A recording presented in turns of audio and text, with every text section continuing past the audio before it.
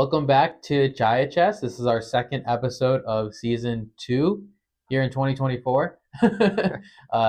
Reuben Thomas is here as our guest. Thank you again, Thomas, for joining us. Thank you, Shorin. Yeah. And so today we'll be continuing our conversation from our last episode, which is really centered around this idea of balancing the American social life. One of the things that I always refer back to is a lesson in my 10th or 11th grade Sunday school class where we talk about doubt. And it's interesting because, within the context of our community, a lot of times doubt is immediately portrayed as a very bad, negative thing. A lot of times our parents, they get scared by us doubting, right? And so, when we start to ask questions rather than giving answers, some parents may have a tendency to get angry. And that's not their fault. That's just kind of how they're conditioned. But what that lesson really gets at is that doubt can be a tool, a really strong tool if you manage it properly. It's an opportunity to engage with your faith on a deeper level by choosing to ask questions about things you don't understand or that you may initially not agree with so that you can truly understand it and strengthen yourself as an individual, strengthen yourself as an Orthodox Christian, and understand the faith better. So kind of applying it again, then that concept to what we're talking about, whether it's college kids or beyond, or high school kids, whoever, we should really, really strive, to your point, to embrace those opportunities where we are going to doubt, where we're going to falter, where we don't know what to do, because those are opportunities to sharpen ourselves and really have the potential to just take off from there and really see a huge jump in our spiritual growth if we manage that properly. And I do think that what you said about embracing those opportunities is very key to our life, to our lives as Christians, right? If we run away from the opportunities to grow, if we run away from the opportunities to struggle so that we can grow, it's going to be so much harder for us when we are faced with these moments of doubt, of where our faith is being tested right in front of us. And what you said, this idea that when we're in college and we're faced with all of these opportunities for friendship, for fellowship, for going out with our friends, to going to parties, to going and doing anything. When we have these things in front of us, what is it that we really want, right? What is it that drives us to go for these things? It's, as human beings, it's almost a natural thing. Like, we want to be accepted by others. We want to be loved in a certain way. We want people to be friends with us, to like us, to invite us to things, to be included, right? We want that community, right? We want to be part of something bigger than ourselves, right? And it's so hard to then say, I need to take a step away from this, right? And so there is that idea. We want something bigger than ourselves.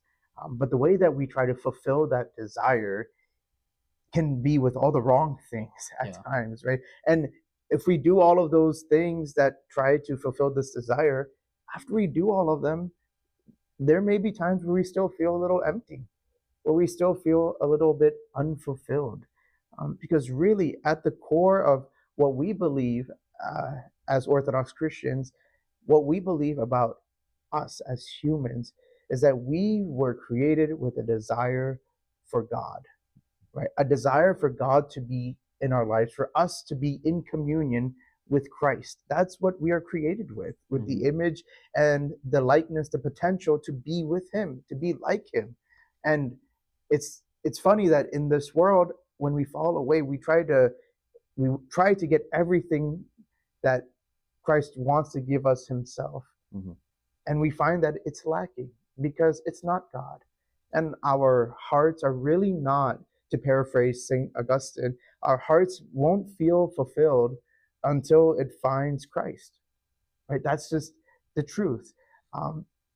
So on one end, we have this, this idea that it's okay to embrace those moments where we're alone. It's okay to embrace those moments of doubt or struggle, because that's when we can really see Christ trying to speak to us, right? On the other side, though, we should also say that you don't have to be alone, right? So it's okay to be alone. That's what Christ says. But then the other side of it, us growing up in the faith, growing up in the church, it means that we're never alone, that we don't have to be alone, that we can find people to surround ourselves with, that we share that common bond with. So that, yes, when we go off to school, to work, we should have relationships with the people that we're with. I mean, we should be social. We should have good conversations and good interactions with others. Um, but really, we should also focus on who is really that my true group of friends, right? And I think this idea of balancing our life as an Orthodox Christian in this world, it gets really hard when we don't have a solid group of friends who are also trying to fight that same struggle. That's a great point. Because that's another thing that, from experiences of my own, from experiences that I've seen of friends of mine, um, you know, we should never, like, obviously goes without saying, we should never be closed minded. Like, we can find lifelong worthy friendships, um, in a lot of places, even if that person is not Christian. But at the same time, to your point, there's obviously an inherent value with someone going through that same struggle, someone who is also an Orthodox Christian, because they understand, to a higher degree what you're striving for, because they're striving for the same thing. The goal is the same. Um, for like our college kids, I mean, a good analogy, just while we say that it could be very quick, easy to hand wave that, right? But just to kind of put it in perspective, right? Um, if you're in med school, right, you're going to surround yourself with other med students because they understand what that struggle is. I was a business student, so any of my friends who are in med school are probably not going to go to me for that support.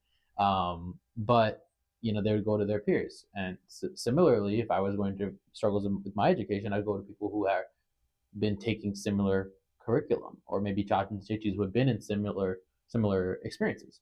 Um, so there's definitely a value that cannot be understated, in terms of having people with those similar value sets and understandings, so that they can guide you. And that will, again, take many forms. Everybody should look for a spiritual father. That goes without saying.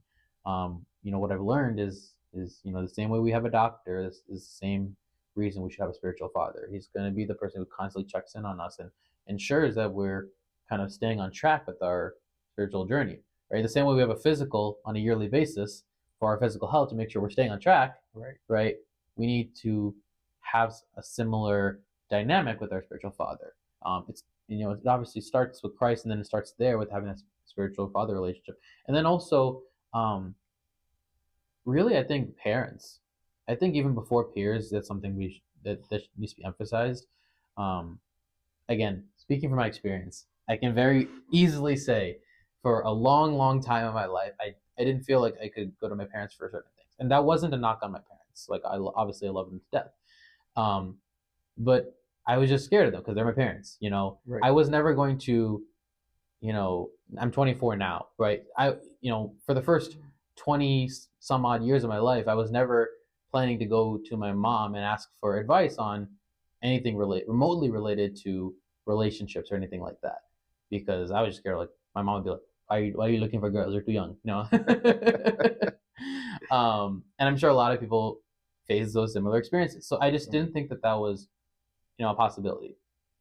And then I reached a point in my life where, I realized that I could have that dynamic with my mom, and our relationship has flourished to such an exponential degree over the past few years once I made that realization, because now I realize I can speak openly as an adult with my mom about any of my struggles, and she'll be there. She'll tell me like it is. So if I'm being, silly, she'll tell me, and that's a good thing. Mm-hmm. She'll be honest with me, but I know there's no barrier there in terms of what I can discuss with. And I know, like, everyone's family dynamic is different, but I definitely think that that's something that all of our youth, especially in high school and college, should, if they haven't already established the dynamic, try to give your parents a chance to create that dynamic, because they've been through it. There's a lot of struggles I've been through in my life where I would bottle things in, because even at a young age I realized that whatever struggles I was going through, I didn't see a value in those moments to go to my peers. Because if I was 14 years old, 18 years old, going through certain struggles, my 14-year-old, 18-year-old friend realistically wasn't going to know how to handle that.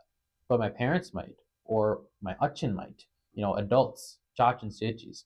Um, so I realize it was kind of scattered, but it's really important to establish like those. I think especially just spiritual father and parents is two key relationships to really establish that dynamic early on because it's such an integral part of our growth. And then obviously beyond that, then you also want to have peers in your corner who can support you because obviously there's a reason that friends exist. There's a value there too. So I'm not dismissing that, but there's also kind of a hierarchy there of how you should kind of prioritize that.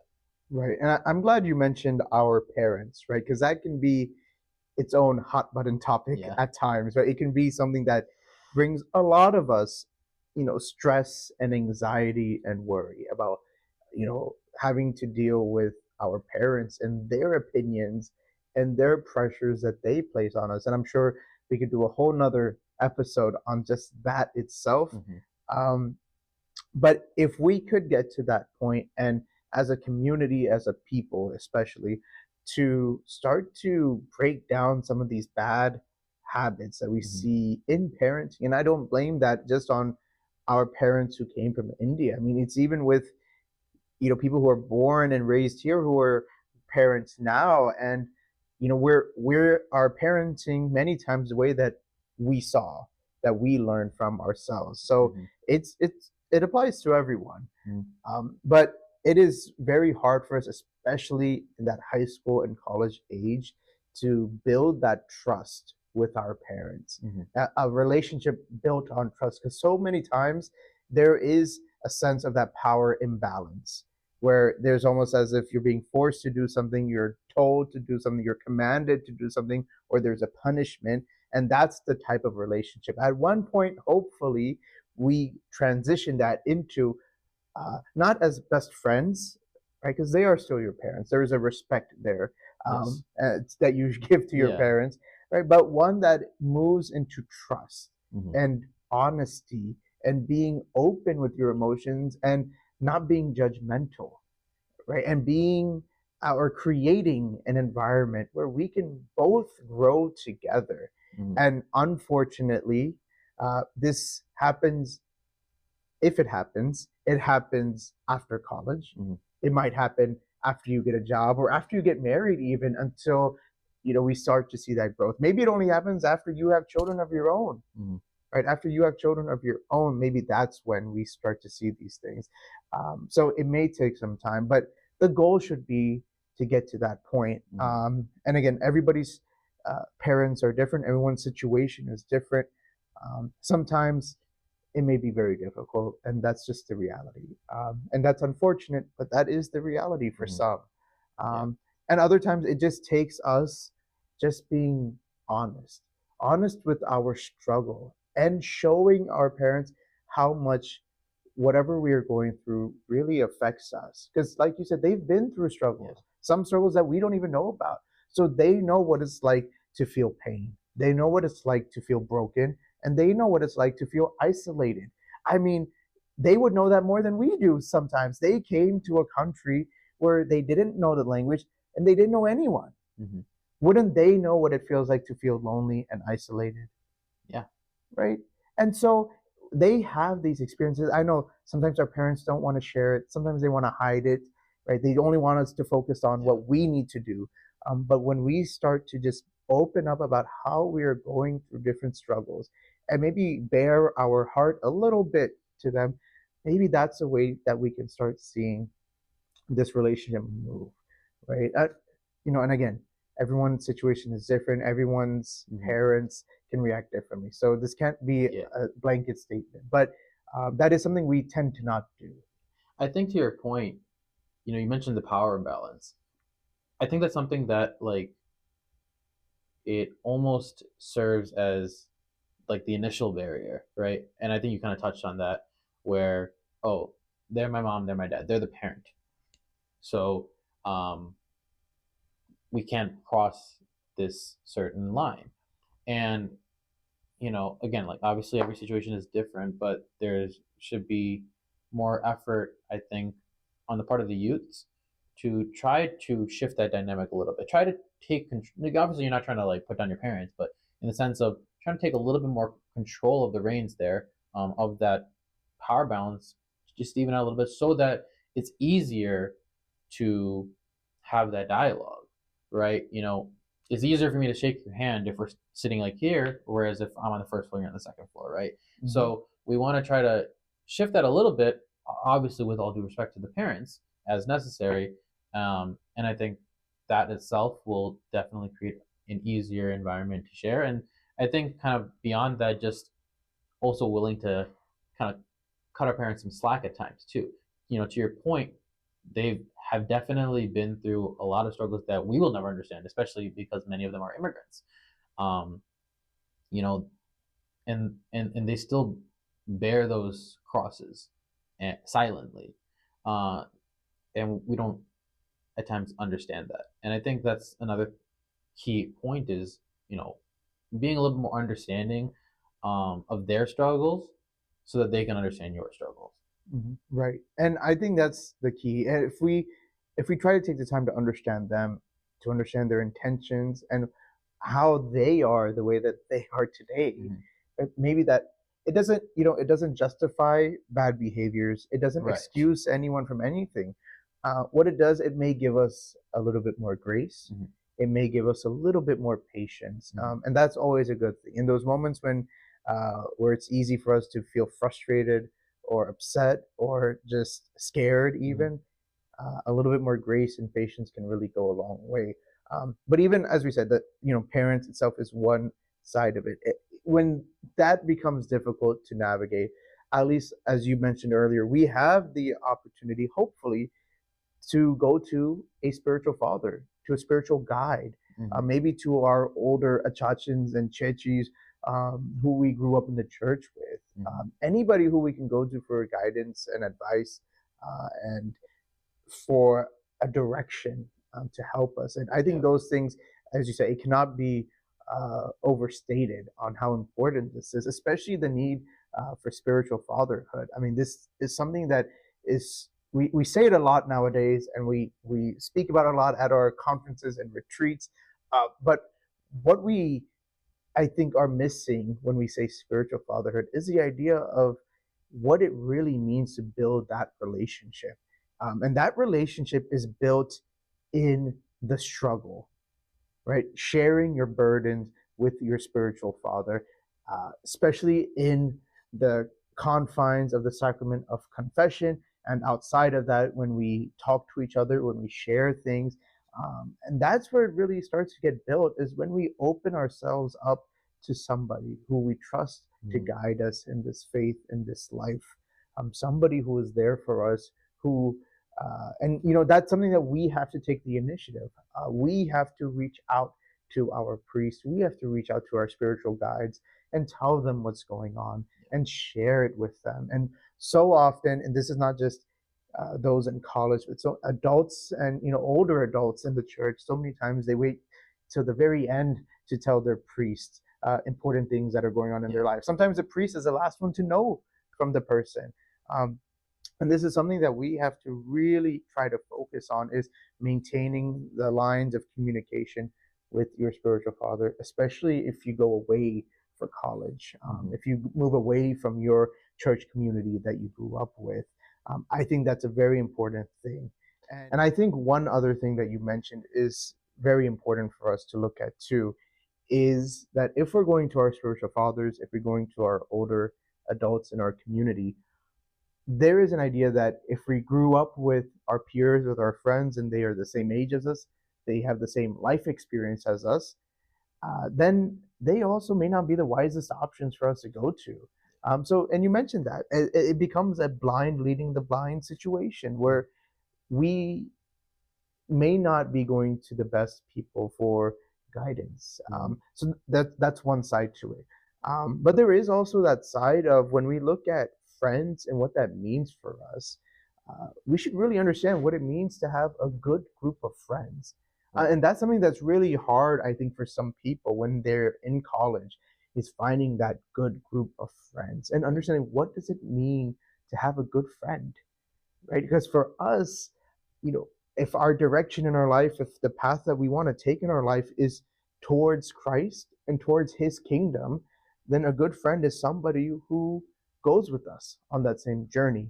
And you said the example of students who are in med school, being close with other med students, Right. right? This is how it works. If there is a bond, a common journey, a common struggle that you're going through, it starts to bring the group together. It starts to give you guys things to talk about, things to share about, things to, cry about even. Right. Like, this is what brings us together. And the same thing is true for the spiritual Christian life. And this is where the verse in Proverbs comes from, that iron sharpens iron. Mhm. Right? And this is how we understand friendship, that like sharpens like, that bond that we have with each other, that common journey that we are all trying to be on, this is what makes us better. Right? Right. As it helps us make better choices, it helps us find who we can lean on when we go through difficult times. That when we fall, somebody is there to pick us up and point us in the right direction. That when we make the wrong choices, somebody is there to hold us accountable. And we are able to receive that without getting defensive, without getting hurt or having our egos wounded. And this is what we look for in the friend, somebody who shows us the way to Christ. Like, if we're walking on the way to the kingdom, good friends are people who are like the signpost, who point us in the right direction. That when we take the wrong turn, they're the voice saying, "Nope, turn around, go back." And maybe sometimes we have to be that voice to others. We have to be that signpost for others to help them turn around. But this is what we want, or what we should look for, especially when we go to college. We go off to college. We should make friends in new situations. We should make friends when we go to work. We should be friendly with others. We're social beings. But when we talk about who is my really close friend, that's, I think, a question that we have to ask. What do we share, and what do we want that bond to be that connects us? Yeah, and I think you hit the nail on the head, and it's such a key part of that too is just like that accountability factor and that honesty is so crucial, um, because obviously, so starting off when we talk about like a family context or spiritual father, like especially family, right? We have this notion, especially in our culture, that like, the family, they're not going anywhere. Like, that's our blood at the end of the day. Like, that is our family, so they will always be there. We kind of take it for granted, but at the same time, it gives a little bit more leeway to just be blunt and honest, um, without worrying about those relationships dissipating. And I think a lot of times, especially at younger ages, we're so worried about losing our friendships when we're honest because we might upset them. But to your point, like, the truly great friendships are the ones where, again, you don't have to worry about that, where it has that family almost dynamic where you can afford to be honest without worrying about losing it. uh, you know in my experience, my best friends, my closest friends in my life, um, they are other young men who are my age from my parish, um, and they're so willing to be honest with me. My best friend truly is such a crucial part of my own development. Like, I'm sure he makes me a better person. I make him a better person because he is not afraid to, when I say something out of turn, when I do something out of turn that needs to be corrected, he's not afraid to make those adjustments known. Um, and so, like I said, I am a better person because he's in my life, and I know he feels the same way. And I'm sure a lot of people have those kind of relations in their life. It's so crucial because, um, at the end of the day, we have to be self-aware of where our flaws are, but also sometimes we blind ourselves to our imperfections, and we need someone to call it out so that we can see it. Um, yeah, and I just think that's like I said, you hit the nail on the head there. That's such a crucial, vital part of that is having those people willing to be open and honest with you, so that together, like you said, you can strive to continue on the journey towards Christ. Yeah, and I think you would probably agree with this. I think many people would agree with this, that those close people that you have as your friends, they're like your family now, Yeah, aren't they? yeah. right? They're your brothers, they're your sisters, Mm-hmm. aren't they? Yeah, I mean, like I said, even my friends that I mentioned, like I don't even use the term friend with them most of the time. Like my closest friend, we reached a point where we kind of collectively decided. I don't remember if we ever said it outwardly or not, but at this point, it's implied regardless that we're never really going to use the term friend because we are brothers, right? I know that aside from obviously my parents and my actual siblings, right? That if there's one person that I'm going to turn to in the time of need, like aside from like I said, my family and my achin, like that's my best friend is the person I'm going to, and it goes both ways because together you grow, together you reach new levels of emotional, spiritual maturity. Um, Obviously, like not just in the church context, but just as people, we become more um, stable individuals from these relationships, and then obviously, again, from the church aspect, uh, more rooted in our faith when those common values are there. Yeah, and I think this is a great way for us, now that we've covered uh, relationships with those who are closest to us, our priests, our family members, our parents, and our friends, and what it means to be a friend, to tie a bow on this whole thing, to go back to the topic at hand, right? Balancing an Orthodox Christian life in this world. Mm-hmm. I think what it comes down to is us asking ourselves, what kind of life do we want to live? Mm-hmm. And what kind of person do we want to be? And that's something that we have to struggle with, especially in college. That's the time, right? Yeah. You're finding yourself, right? And maybe at that time you're finding out about others as well, not just yourself. But there's this concept of we are trying to figure out, what do we want out of this life? Right. So the question is, how do we balance an Orthodox Christian life in this world? Well, to have an Orthodox Christian life, that means that we have to live a life that is part of the Orthodox Church, which is part of the liturgical life of the church, the sacramental life, the prayer life, both public and personal, private prayer. It means a life of constant repentance, Mm-hmm. and not conforming, and always looking at ourselves critically, in a healthy way, but critically, to look at where we fall spiritually. I mean, to always challenge ourselves to live after Christ, to desire after Christ. That's what it means, in a nutshell, we could say, to try to live an Orthodox Christian life. Now, if that's not the life that we are interested in pursuing, if that's just not what we want, for whatever reason it is, then this isn't a very hard question. Mm-hmm. This topic isn't that difficult, Right. right? There's nothing to balance, because we want to live a life in this world. We want to live in a way that we get the most out of it. We enjoy this life the most. We get the most out of it to satisfy our physical desires, our emotional desires, and we make the most of it. And maybe that's the case, right? But it really comes down to us making that choice, Yeah. right? What kind of person do we want to be? Mm-hmm. And at a certain point, when it comes to our faith and living our faith, it's something that we have to take ownership of, Mm-hmm. right? No one else is going to force us. And this is really the reason why, in many of our parishes, many of our communities, when people graduate high school and go off to college, especially, we never see them again, right? And whether we can blame them completely, or blame the parish, or blame the home life, or whatever it is, what we see taking place is people making the choice and taking ownership of their life, right? And that's something that we have to ask ourselves: what is important to us, and what do we want to get out of this, and why are we doing the things that we do? And if those things are founded in our faith and our life in Christ and our relationship with others, then I think a lot of the things that we talked about will apply. Mm-hmm. And if it doesn't, then it doesn't. And we have to let people make that choice, of course. But what we're trying to do here, I think, is giving a view into how difficult that choice is. But hopefully, I think we've tried to discuss as well as the importance of why that choice matters, Mm-hmm. and what a choice to live for Christ, when everybody else around you makes the opposite choice. How does that actually help me as a person to be the person I am created to be? I'm supposed to be, that God wants all of us to be. And I think that's, if we had to really sum all of this up, it might be to start asking ourselves that question.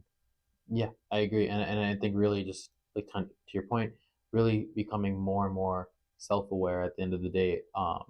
And that college point of our life, especially, is a point where we become especially willing to engage with our faith and and and understand what we want more. So really, that goal setting and self-awareness, like you said, Jamajan, is so key for kind of just the rest of that journey. But with that, I think that kind of brings us to a good stopping point for this episode.